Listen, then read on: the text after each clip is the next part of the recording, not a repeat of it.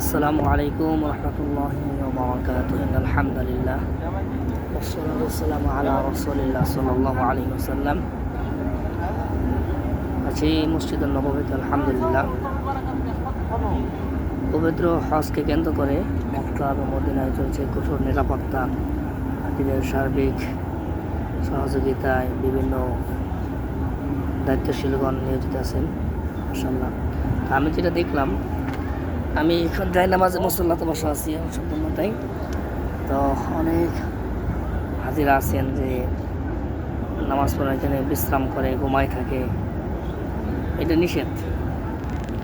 ওয়াজারাতুল হাজ্জি মানে যারা হাজের দিক নির্দেশনা, হাজিদের সার্বিক সেবা যেগুলো যারা দিয়ে থাকেন, বিভিন্ন দায়িত্ব যাদেরকে দেওয়া হয়েছে, তো তারা এগুলো কমপ্লেন করে ছবি তুলে। একটু আগে এর মধ্যে যারা অনেকে শুয়েছিল ছবি তুলছে, এগুলো তারা আবার পর্যবেক্ষণ করেন। এই জন্য বিষয়গুলো নিয়ে একটু ভাবার দরকার। সেটা হচ্ছে কি, যারা নতুন বা জানে না, এখানে কিন্তু ঘুমের জায়গা না, এটা হচ্ছে ইবাদত বন্দেগী করতে হবে, ঘুমাইতে হবে যার যার হোটেলে, ঠিক আছে।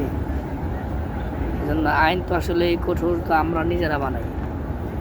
যদি আমরা প্রত্যেকে নিজাম অনুযায়ী চলি, তাহলে আমাদের জন্য কোনো কিছুই কঠিন না।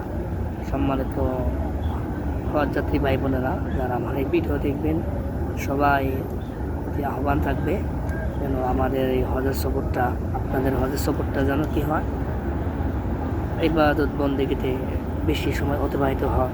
যারা হারামে আছেন, তারা হারামে বেশি সময় থাকা, হোটেলে কম সময় অবস্থান করা, ঘুমের টাইম, যারা 5 ওয়াক্ত নামাজি হেরামের আশেপাশে যারা আছেন, হেরামের নামাজ পড়া চাই। যারা মসজিদে নববীতে আশেপাশে আছেন, 5 ওয়াক্ত নামাজ মসজিদে নববীতে পড়া চাই। বাকি সময় হোটেলে ঘুমার সমস্যা নাই। তো আন্তরিক হয়ে কথাটি বললাম। সকল হজযাত্রী ভাই বোনদেরকে আল্লাহ তাআলা কবুল করেন, হজ্জে মাকবুল দান করেন, আমিন। সকলের সার্বিক সুস্বাস্থ্য কামনা করি। আল্লাহ পাক সবাইকে পরিপূর্ণরূপে হজ করার তৌফিক দান করেন, আমিন। আসসালামু আলাইকুম ওয়া রাহমাতুল্লাহি ওয়া বারাকাতুহু।